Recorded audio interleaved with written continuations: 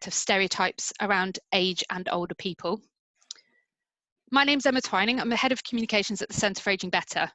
And for those of you who don't know about us, we're a charitable foundation working to create a society where everyone can enjoy a good later life. You can find out more about us on our website. I just wanted to say a massive thank you to everyone for taking time out to join the webinar today. It's really very heartening to see such a high level of interest in this topic, given what is a very challenging time for everyone. It feels like a very difficult time to talk about anything but COVID-19. And actually at Centre for Ageing Better, we had a discussion last week about whether to delay the publication of this report. But actually we very quickly came to the conclusion that actually the report felt all the more timely given the way the older age groups were being framed across media, social media, and in everyday conversations in relation to COVID-19. There was one example in the Telegraph, an appalling example where a journalist argued that the virus might benefit the economy by culling the elderly. Obviously a very extreme example, but there was also lots of very well-meaning discussion around the risk faced by older age groups, which had a very patronising and paternalistic tone often, and talked about over 70s like they were a group for the rest of society to manage. And I know many quite rightly found that really jarring and disengaging. There's also been a huge amount of discussion about whether it's appropriate for us to have blanket policies applied simply based on chronological age. And we've seen over recent days, I think less about the sort of over 70s, as was the original messaging, and more about vulnerable groups. So it does feel like there's some progress on that and moving to much more sophisticated messaging that will actually engage people of all ages and not alienate people. But we'll talk a little bit more about that later in the webinar. So even in a crisis such as this, our very deep-rooted attitudes to age and ageing are revealed, and it raises some very important questions about how we all think, feel and talk about age across society. It's important because we know ageism is widespread. We know 1 in 3 people within the UK experience age prejudice, and it manifests not just in how people feel, but in the way that we treat one another in everyday life and the opportunities that we have, for example, in the workplace or healthcare settings where the consequences of ageism are really laid bare. So our new report that we're discussing today explores what the evidence says on this, and we're very lucky to have Dr. Hannah Swift with us, who conducted the review. So she's going to talk through the findings and some of the most common perceptions and depictions of age that exist. Bit of a spoiler, I'm afraid they are mostly negative, and they certainly confirm that there's an awful lot of work for us all to do in this area. And the other thing just to mention is that this is the first report from our wider project, which is looking at the way we speak about ageing and older people across society. So in the next few months, Centre for Ageing Better, we're going to be releasing the full results of that. That's going to include analysis of the kinds of language and frames used by different parts of society, and that will cover government, charities, the media and advertising. But it's also going to look at public perceptions, and we're doing lots of work with focus groups and surveys through which we're going to try and find new ways of talking about age that are more realistic, reflect how people feel and their huge experience and the diversity of experience and circumstances that exist. I'm going to hand over to Hannah now, and she's going to do a presentation which is going to last around 20 minutes, and then we have about 20 minutes for questions at the end. Please ask questions via the Q&A function, and we'll try to cover as many as possible. We do have lots of people on the call today, happily, so we'll try to get through as many sort of themes as we can, and anything we aren't able to respond to, we will do so on the website in the coming days on the Centre for Ageing Better website. And just to mention, we've got you all on mute for practical reasons, and we're going to be recording the session so that we can share it more widely afterwards, just for everyone to be aware. Thank you very much again, and over to you, Hannah. Okay, thank you. Thanks, Emma. So my name's Hannah Swift. I'm from the University of Kent. I'm a social and organisational psychologist.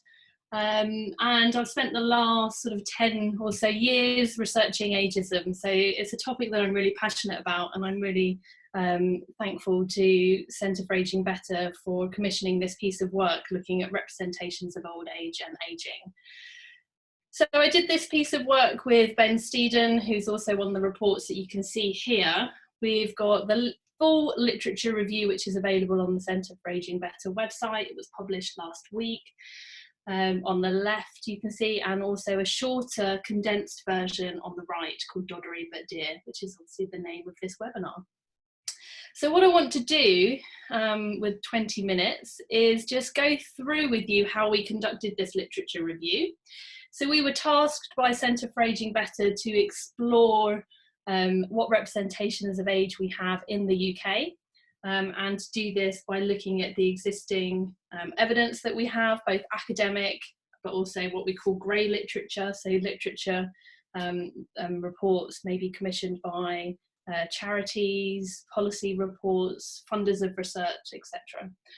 So what we did is we firstly conducted an online search of databases. So you can see here we've got Google Scholar, EBSCOhost, International Bibliography of the Social Sciences. So these are academic literature databases where we find most of our peer-reviewed journal articles that are published. And then we also did a wider web search. And you can see the primary search terms that we used and the secondary search terms. So we used a combination of terms to try and flag as much literature as there was looking at representations of age and ageing. Once we did that, we then scanned all the articles that were flagged by those searches, and we decided whether or not they met our remit to look at representations of ageing in the UK. So we only included articles that were about representations of age, ageing, or about older people, because that was the specific focus of this piece of work, or about the language or framing of age, ageing, and older people. We wanted to focus on articles published within the last 15 years. And this was mostly because of some time constraints that we had when we did this piece of work, but also because there had been some other work looking at representations of age before this.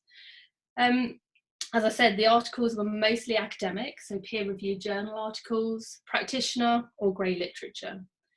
What we did, because we had a limited amount of time to do the literature review, is that we prioritised those articles from the UK. We prioritised what we call theoretical review papers or meta-analyses. So these are papers already published that review a substantial body of work in this area already. If you read the full literature review that we did, it includes approximately 140 articles. We also supplemented any sort of gaps that we had. So for instance, not all of the research that I'm going to show to you in this presentation was conducted in the UK. So we supplemented some of the gaps in our understanding with research articles that were perhaps conducted elsewhere. But that will become clear. So if you're interested in a bit more of the methodology, obviously please refer back to the full report. The purpose of what I want to talk to you about today is to go through some of those key findings of all of that literature. Now, obviously, when I'm talking about representations of age and ageing, in the literature, this is most commonly referred to as age stereotypes. So this term will be familiar to many of you, I'm sure. But what you might not know is that obviously we actually have some different types of stereotypes. So stereotypes are these sort of common representations that we have of groups within society. And we actually have different types of stereotypes and different types of age stereotypes. So we have something called descriptive stereotypes, and these tend to represent what we think older people are typically like, so the traits and characteristics that they have, and what they do, so maybe what they're good at, what kind of skills that they're good at or not so good at. You may be less familiar with this idea of prescriptive stereotypes. So these actually define what we think older people should and shouldn't be doing. So these tend to reflect more norms around the ways in which we behave and what we think older people in society should and should not behave and should not be and their ways of acting, etc. An even more less familiar term perhaps is something called a meta-stereotype. So when we think about stereotypes, we tend to think both descriptive and prescriptive stereotypes reflect what we think about other people in society, other age groups.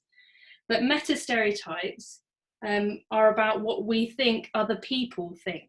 So there is a slight difference there and a slight nuance. So the idea of exploring meta-stereotypes actually enables us to maybe explore indirectly what the societal perceptions are. So for instance, I could ask you whether you think older people are incompetent, and you might say, well, I don't think older people are incompetent, but I recognise that other people in society think that older people are incompetent. And so that's what we get at as a meta-perception. So I'm going to flick through some of the common key findings of the literature. And actually what we found in the literature is that most of the research was based around descriptive stereotypes. We found that descriptive stereotypes can be positive. So that's a good news story. And here are some of the common positive descriptive stereotypes and the sources that they came from, which are all laid out in the report. And the things that I want to draw your attention to here are that these tend to be around common perceptions that we have around wisdom. So being experienced, being wise, having good kind of interpersonal skills, being able to understand others, take others' perspectives, being able to settle arguments. So there are this sort of maps nicely onto some common stereotypes that we're already aware of. But also, we note that older people are more warm or friendly or more dear. So we tend to think that older adults are more friendly, they're warmer, they're more trustworthy, they're more moral, they're more likable. If we talk to people and say, you know, are you happy to have a conversation with somebody, with your older neighbour, you would tend to sort of maybe get this picture of like a warm, fuzzy neighbour that you're actually quite happy to have, you know, a chat with. On the other hand, the conflicting message, again, is that these descriptive stereotypes can also be very negative. So here are some common descriptive stereotypes that we found in the literature. And again, these sort of reflect a large amount of these negative stereotypes reflect common perceptions that older adults are more incompetent or doddery. And this incompetent sort of reflects it on two dimensions. So we have sort of physical incompetence, but also cognitive incompetence. And you can see here that quite a large proportion of the descriptive stereotypes are about this sort of lack of competence. What you won't be surprised to hear is that many of these stereotypes can obviously vary depending on the context. So the specific nature and traits and characteristics that we assign to people can actually change depending on the context that we see them in, and also the context in which they're spoken about. So in the workplace, we tend to see that older adults or older workers are stereotyped as very experienced, reliable and loyal on the one hand, but also unproductive, demotivated, difficult to train and unwilling to learn on the other. In healthcare sectors, we tend to see that ageing is quite often seen synonymous with ill health and a period of inevitable and physical decline. In policy, we see conflicting narratives of positive ageing, so these narratives around healthy, active ageing, how do we get older people to contribute more, maybe work longer, what does successful ageing look like? But we also see conflicting narratives of intergenerational conflict. Quite often when we see the older people seen as consumers of finite resources, which can create tension and conflict between generations. In the media, when there was a time before COVID-19, so you have to remember this, obviously our review of the literature was done last year. We found that in the media, when older people were spoken about, it was quite often in terms of the demographic crisis. There's also a lack of diversity in representations of older people and of ageing. Older people tend to be presented as unattractive or unhealthy, or on the flip side, as very successful agers defying the effects of ageing. So in all of these contexts, you can see that there is sort of a conflicting narrative emerging. But what we tend to find, and this is research in the US, and I wouldn't be surprised if this was replicated in the UK, is that these negative stereotypes tend to dominate. They dominate our narratives, they dominate the way in which we see older adults. Although we can think of some positive traits and characteristics, when we think about older adults and ageing, the negative ones tend to come to mind first. So they tend to dominate. So this was some research that was done in the US looking at evidence of these descriptive stereotypes used in US media. And it is shown over the decades that these have become much more negative. I've put the link to the journal article at the bottom there. I think these slides will be made available to you, and obviously this is in the review as well, so you can have a look at that. What all of this means in terms of stereotypes is that we tend to summarise stereotypes along these two dimensions of competence and warmth. And what this means is that certain kinds of emotions can be elicited depending on these representations. So on this figure, you can see that if we tend to see people as high warmth, so very warm and friendly, but low competence, you can see that the red arrows, this is the type of emotion that's elicited with these types of perceptions.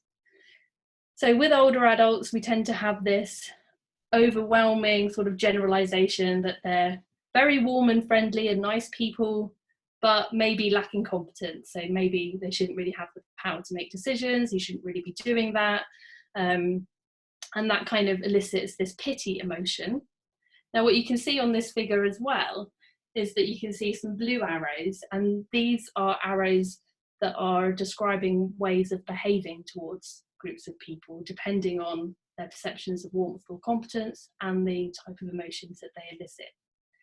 So with older adults, if they're in this quadrant on the top left-hand side, they elicit pity, and that means that we're more likely to see passive harm, which is kind of this ignoring behaviour. So passive behaviour, which is actually quite harmful, so ignoring, or active facilitation. So that's kind of your helping behaviour, which is obviously very positive, but can sometimes be interpreted as very patronising. So where I see, if we use this theoretical framework, we're sort of at this pitying stage, but the question is, how do we move over our representations to this more admiration stage?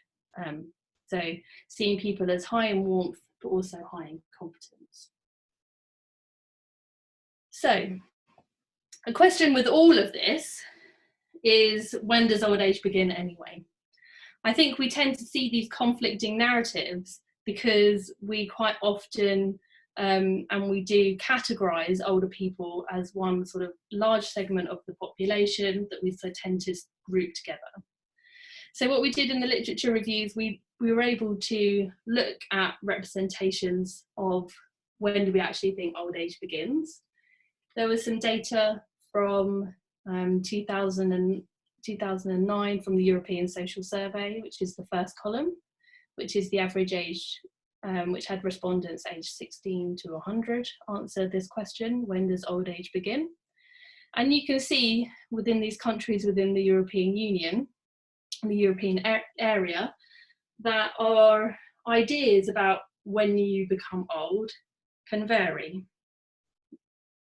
More recently, the Centre for Ageing Better collected some data asking the same question, when does old age begin? And this was published last year, or maybe the year before. We can provide you with a link to this report. And we've got some updated figures for when people think that old age begins. And in the UK, you can see that back in 2009, this was 59, and more recently, it's now 68. So our idea of when a person does become old, so who are these older people that we're stereotyping anyway, has actually changed. And this moving subjective categorization of old age is why we see some kind of conflicting narratives, and also why we see different stereotypes depending on the context, because some of these who we see as old might vary depending on the context. So an older person in the workplace might not necessarily be an older person that you see out on the streets or entitled to healthcare, etc. So that's always a good question. When does old age begin? And something we can discuss later. I think another important point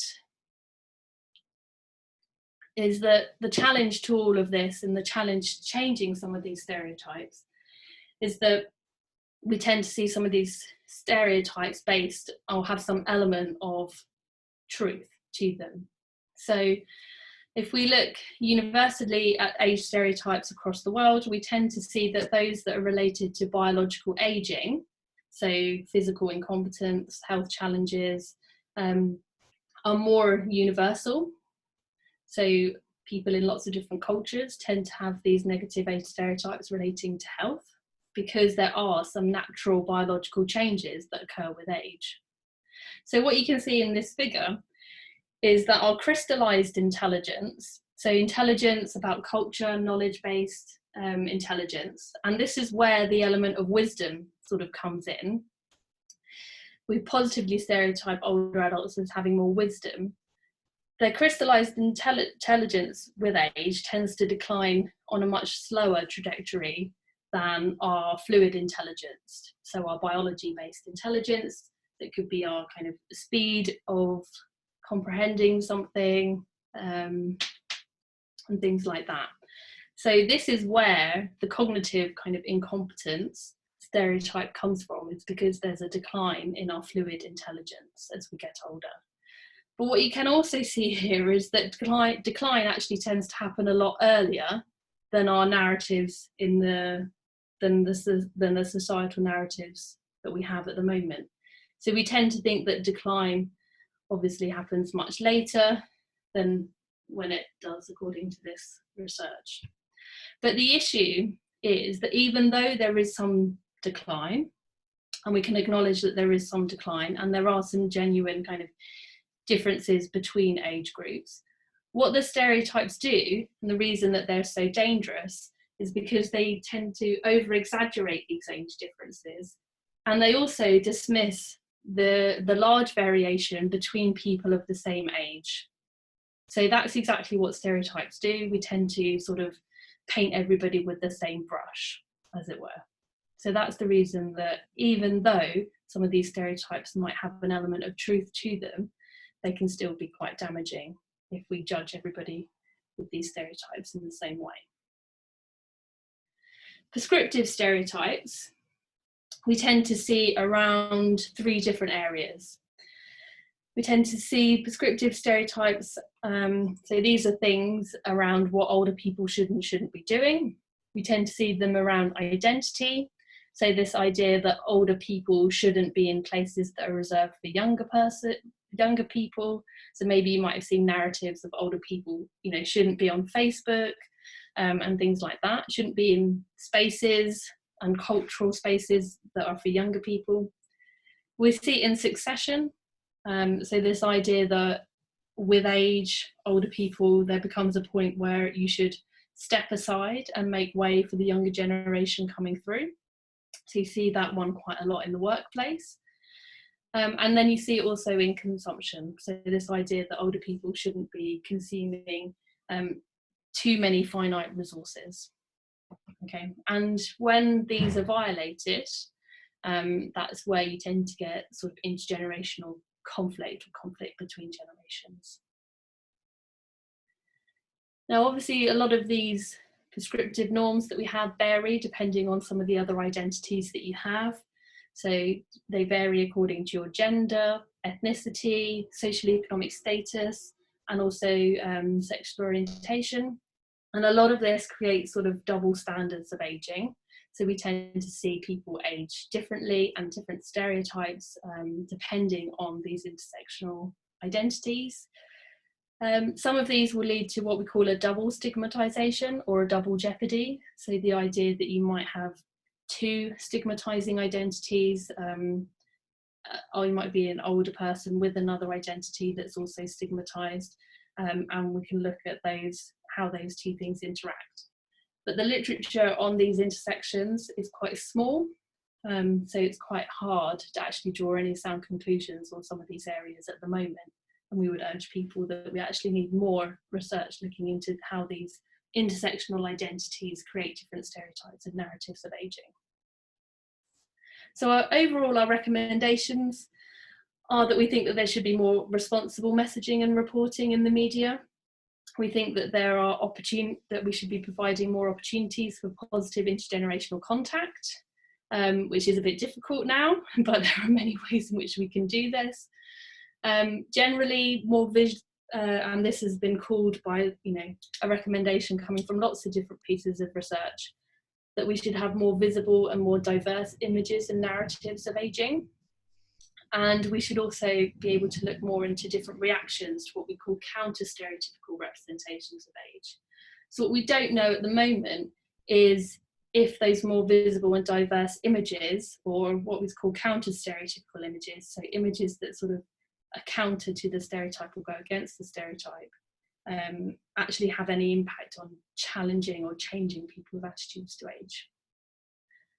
Okay, so that's it from me for now. And I think we're going to, I'll hand back over to Emma. Thank you very much, Hannah. That was absolutely brilliant. We've got quite a few questions. A few of you submitted questions before the webinar, and we've got a few today. So I'm going to try and group these based on theme. Before we go into those questions though, Hannah, I did just want to give you an opportunity to respond to some of the discussion we were having around COVID-19 and the narrative around older people and older age groups. Yeah, so I think this is quite interesting. I think if we were to do this research right now, and we were doing a review of the media right now, obviously we'd probably come up with very different, some very different conclusions around what's going on. For me, the biggest thing that I've noticed is this combining now, and this imagery that we now have with older adults and the word vulnerable. That has been quite strong. I think there was one of the participants sent in a question beforehand, also reflecting this, but said, at the beginning it was quite strong recommendations that older people were going to be, people over the age of 70 were going to be vulnerable, but then they quickly sort of followed up calling out other vulnerable groups. But already that kind of association that with age you become more vulnerable has already been made, when actually, in fact, I think the framing should have been that we're all vulnerable to catching this virus. We're all vulnerable to catching it, but the outcomes are going to vary potentially according to our age. So some of these outcomes are likely to be more serious than others. And I think the issue with just calling out one particular age group as vulnerable also sort of paints this picture that by default other age groups are not vulnerable, and that might be a reason why we've seen increase in people sort of going out at the weekend, which some of the participants may have noticed, that's been reported on this weekend, because there's sort of this narrative that, well, older people are vulnerable, people with existing health conditions are vulnerable, therefore I'm not, if that is not me, I'm not vulnerable and I can continue going out and about and not, taking the social distancing advice that we've all been told about. So I think that is one of the issues with this word vulnerability, and maybe a reframing would have been to say, we are all vulnerable to catching this, but the consequences for us might vary depending on our age group. Yeah, absolutely. And I would encourage anyone who's interested in that aspect of the discussion to have a look at the British Society of Gerontologists website. They released a statement on Friday afternoon, which looked at exactly that and sort of other implications for government thinking about older age groups in regard to COVID-19. So I will make sure that we post a link to that. It's a long statement, but it's a really powerful summary, I think, of what some of those kind of key issues are. And just before we go into all the other questions, I wondered if we could ask a question of you all. So one of the things we can do on this webinar is do an interactive poll, and I'm hoping that my colleague Ellie is primed, ready to do that. So one of the questions we would like to ask you is if you think that you have ever personally patronised anybody because of their age, and just thinking about it and being really honest, is that something that you remember that you have done before? So if you can answer the poll, hopefully that will pop up in your screens, and we will talk through the results of those in a second. One of the other big themes that's come through in terms of the questions submitted before and the ones during your presentation, Hannah, is around ageism in the workplace and how these sort of stereotypes play out for people who are older and part of the workforce in terms of equal opportunities. I wondered if you could say a little bit more about that. Yeah, sure. So there's a few places in which people can experience age discrimination in the workplace.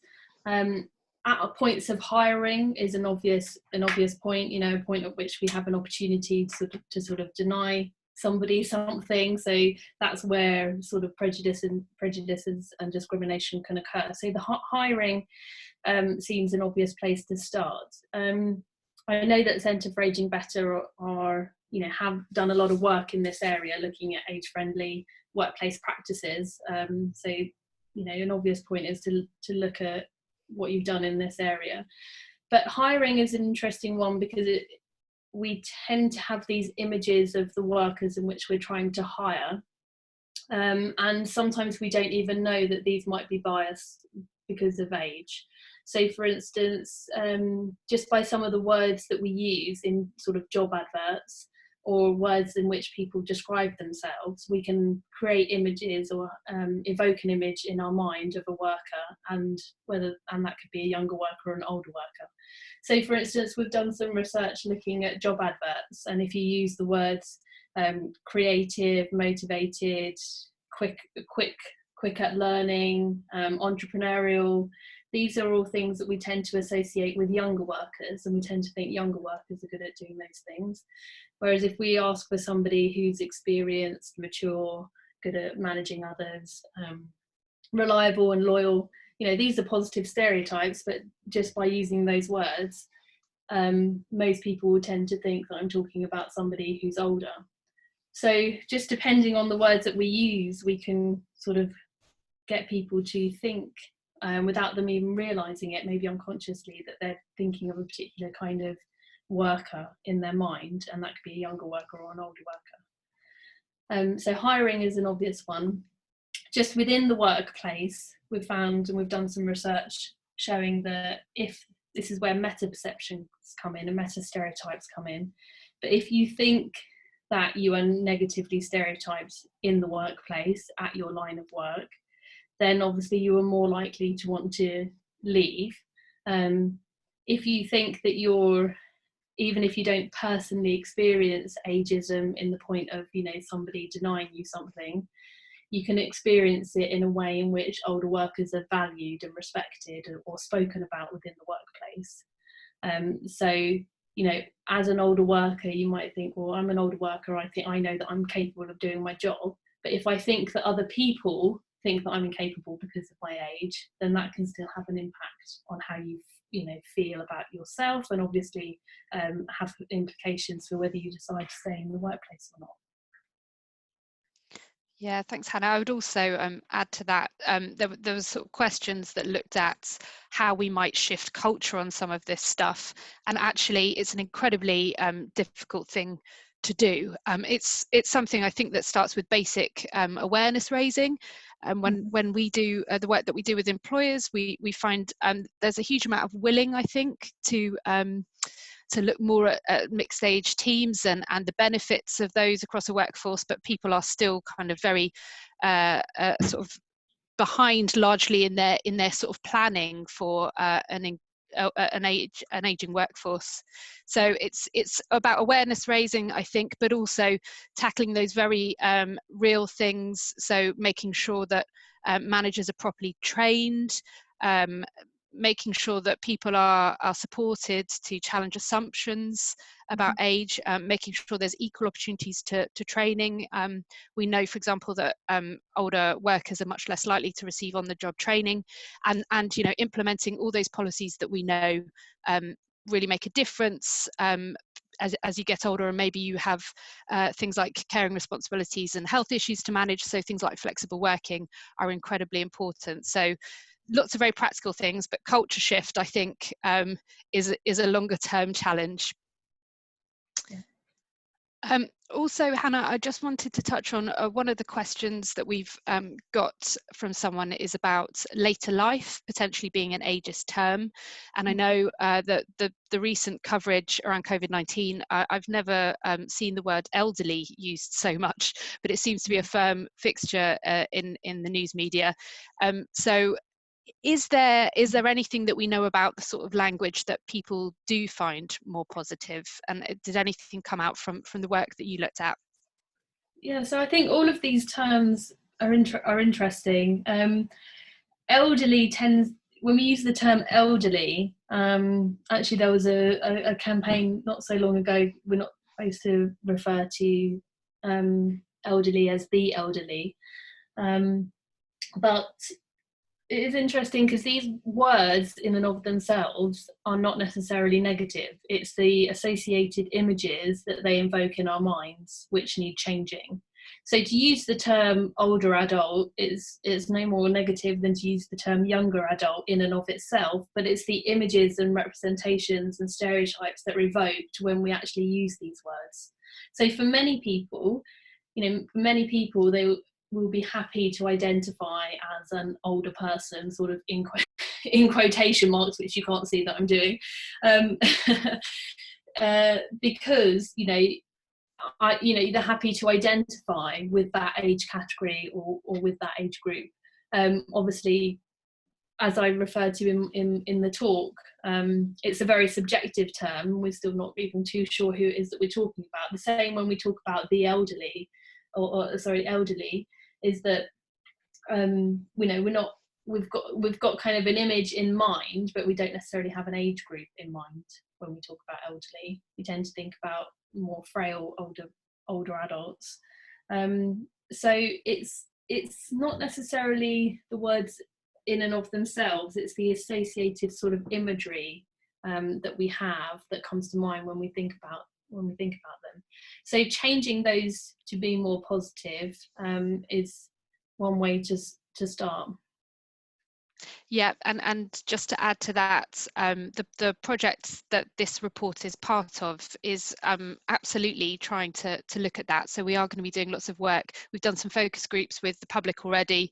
We're also going to be doing some sort of wider survey work to test different frames and phrases. So I think it's going to be incredibly hard, being subjective as it is, to come up with a magic answer to how do we describe aging older people in a way that suits everyone. But certainly I think we'll have a good go at being able to talk about the things that people really don't like and find alienating and patronizing. So it's a bit of a watch this space on that one. And just to pick up very quickly a question that was around whether newspapers and media groups have a code of ethics. One of the things that we want to do through that project, as well as work with different sectors and industries, the media is a key one for us. So I know that there is an editor's code. It does deal with age, but not very specifically. So we will be picking that up with the body that manages that to see if we can work with them around that. There's lots of other questions. Hannah, is there anything that you've seen there that you want to pick up, or shall I choose another one? No, it's a couple of things. I'm just, oh, sorry, just clicked on the slideshow. There's a couple of things that that I've just been reading. One question from Katerina that says, is there any examples of positive or at least balanced storytelling about older adults, media, blogs, podcasts, etc.? So in our report, we actually made a note that one of the ways in which that age stereotypes can be challenged is that now we actually have more people talking about and discussing their own aging process and how this can be used to sort of challenge those stereotypes. So that's something you can have a look at in the report, and I'll just go through the others now. Yeah, and there's a really, really great example actually of Getty Images, which is a big sort of picture library which many of the mainstream media and others use to get their stock photography. They're doing a big project based on the work with AARP in America around age-appropriate images, which is really, really interesting. And again, I will make sure we circulate the link to that. But that is basically about them committing to produce a bank of more diverse images of people at different ages, older ages, and to move away from these, you know, terrible, very stereotypical and often dehumanizing pictures, like, you know, the classic wrinkly hands comes to mind, and I know that gets lots of people very frustrated. So we're also in conversation with those guys and thinking about how we might be able to push out that advice and that work that they're doing to as many people as possible. Yeah, I've just seen a couple more questions that I can answer. So James Hingle, absolutely, we should be challenging the internalized ageism. It's something that we talk about a lot, so it's not enough to just to try and say that we're going to tackle ageism from the outside in. That's also one of the things that we look at in the report, and we talk a lot about internalized ageism. So the idea is that we feel negative about our own aging. When we talk about unconscious bias training with age, it's also about trying to tackle our own bias and how we feel about our own aging process. And then a second one here from Nathan that I've also just read, the quality of the evidence in the review and what kind of research is needed in the future. So much of the evidence, some of it was from the UK, but we did have to supplement quite a lot of the evidence that we found with research from outside of the UK.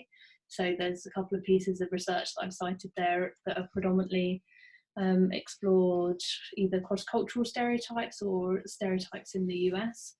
So I think there is still a lot of work specifically around intersectional identities, as I alluded to.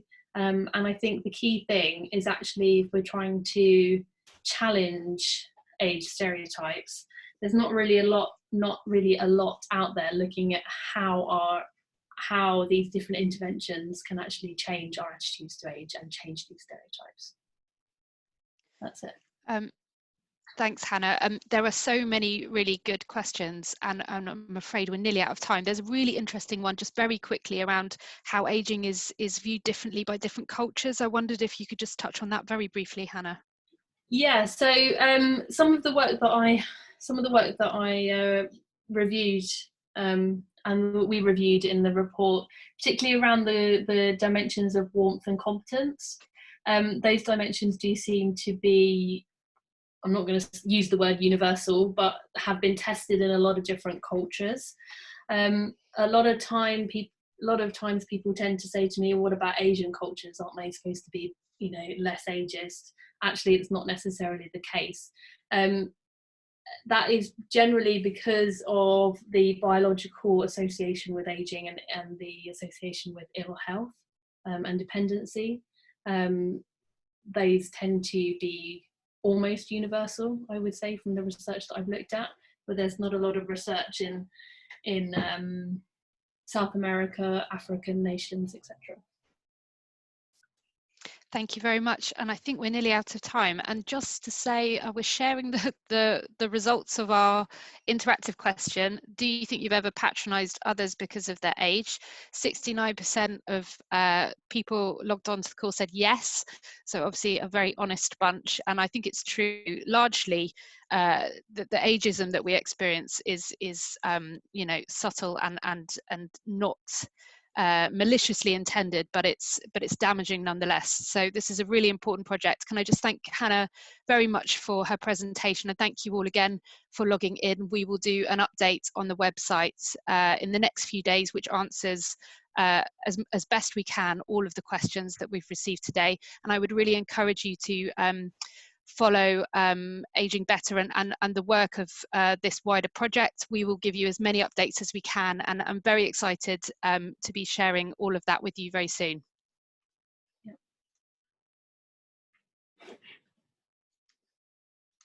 Okay, thanks everyone.